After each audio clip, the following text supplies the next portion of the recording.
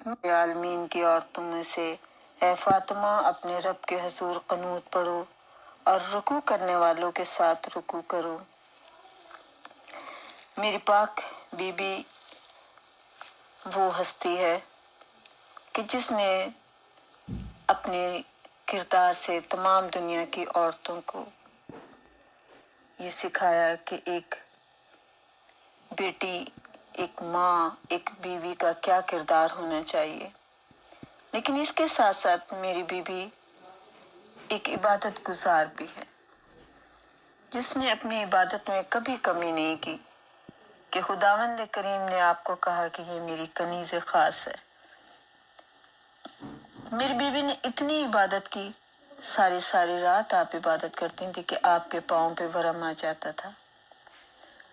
اور میری بیوی نے اس عبادت کے ساتھ ساتھ کبھی گھر کے کاموں میں بھی کمی نہیں کی۔ آپ اپنے گھر کے کام بھی اسی طرح انجام دیتی تھی کہ آپ چکی پیستی تھی تو ساتھ ساتھ تسبیح پڑھتی رہتی تھی۔ وہ میری پاک بیوی کہ جس کے لیے ان کے بیٹے میرے مولا حسن علیہ السلام اللہم صلی علی محمد وآل محمد ارشاد فرماتے ہیں کہ میری ماں اس طرح سے خداوند کریم کی عبادت کرتی تھی کہ جو احساس ہوتا تھا اور جس کے اوپر فرشتے بھی فخر کرتے تھے، اور اللہ تعالیٰ یہ کہتا تھا کہ دیکھو یہ میری کنیز خاص ہے۔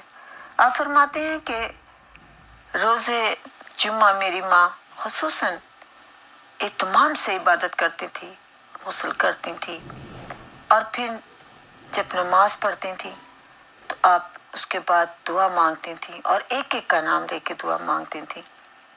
ایک دفعہ میں نے پوچھا کہ امی جان، اماں جان یہ بتائیں کہ جمعے کی ایسی کون سی فضیلت ہے؟ تو آپ نے فرمایا کہ بیٹا جمعے کے دن جب آدھا سورج غروب ہو چکا ہوتا ہے تو ایک وقت ایسا آتا ہے کہ خداوند کریم ضرور اس کی جو کوئی بھی دعا مانگتا ہے قبول کرتا ہے اور اس کی حاجت پوری ہوتی ہے۔ اور پھر آپ نے اپنی نوکرانی سے کہا کہ جا کے دیکھو چھت پہ کہ سورج آدھا غروب ہو گیا ہے تو میں دعا مانگنا شروع کروں۔ تو میری پاک بیوی اپنے لیے نہیں بلکہ ہمساؤں کے لیے دعا کرنے والی تھی۔ میرے مولا حسن ارشاد فرماتے ہیں کہ آپ نام لیتی تھی ہمساؤں کا اور دعا مانگا کرتی تھی۔ تو میں نے کہا تھا کہ آپ اپنے لیے دعا نہیں مانگتی، تو آپ نے کہا تھا کہ پہلا حق ہمسائے کا ہے۔